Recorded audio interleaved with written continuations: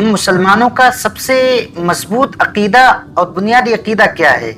وہ یہ ہے کہ اللہ رب العزت ایک ہے، یعنی ہمارا گاڈ، ہمارا معبود ایک ہے۔ جس خدا کو ہم مانتے ہیں وہ ایک ہے، اس کا کوئی شریک، کوئی اس کا اکویل نہیں۔ لوگوں کی یہ بات ہضم نہیں ہوتی۔ کیسے ہضم ہو جو 33-35 لاکھ کو خدا مانتے ہیں، ہر وہ چیز جس کو دیکھ کر کے ان کی عقل حیرت میں پڑتی ہے اس کو خدا مانتے ہیں۔ میں آپ کو ایک مثال سے سمجھاتا ہوں۔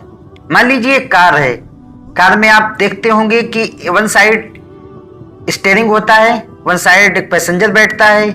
ہم نے دونوں طرف گاڑی کے اسٹیئرنگ لگا دیا، 2 ہینڈل لگا دیے۔ اب دونوں طرف جب اسٹیئرنگ لگا دیا، 2 ڈرائیور بٹھا دیے۔ اب جب 2 ڈرائیور ایک گاڑی کو 2 اسٹیئرنگ سے چلائیں گے تو گاڑی ڈسبیلنس ہوگی کہ نہیں ہوگی؟ آف کورس ہوگی۔ ایک ادھر لے جائے گا، دوسرا ادھر لے جائے گا، گاڑی ڈسبیلنس ہوگی اور اس کا کام یہ ہوگا کہ اپنی منزل تک نہیں پہنچ پائے گی۔ اسی طرح اس دنیا میں اگر یہ کہا جائے کہ 2 خدا ہیں تو ضرور اس میں فساد لازم آئے گا۔ ایک کہے گا نہیں ایسا ہونا چاہیے، ایک کہے گا نہیں ایسا ہونا چاہیے۔ اب جب ایک کی بات مانی جائے گی دوسرے کی نہیں مانی جائے گی، جس کی بات نہیں مانی جائے گی تو وہ خدا کیسے ہو سکتا ہے؟ خدا تو وہ ہے کہ جس کی ہر بات مانی جائے، جو سب سے زیادہ پاورفل ایک ہی ذات ہو سکتی ہے۔ ہم موٹی مثال یہ لے لیجئے، کتنی کنٹریز ہیں دنیا میں؟ کسی کنٹری میں آپ نے یہ دیکھا ہے کہ اس میں 2 پرائم منسٹر ہوں؟ کبھی نہیں ایسا دیکھا ہوگا۔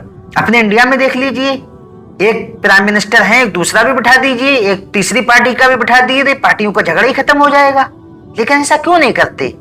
آپ کا بھی ماننا ہے کہ ایک دیش کو چلانے کے لیے ایک ہی ایسی طاقت ہونی چاہیے جو سب کو اپنے آپ ہینڈل کرے۔ اگر 2 بیٹھائیں گے تو ایک کہے گا نہیں ایسا ہو، دوسرے کہے گا نہیں ایسا ہونا چاہیے، ہم ایسا کریں گے، وہ ایسا کرے گا، تو آپس میں فساد ہوگا۔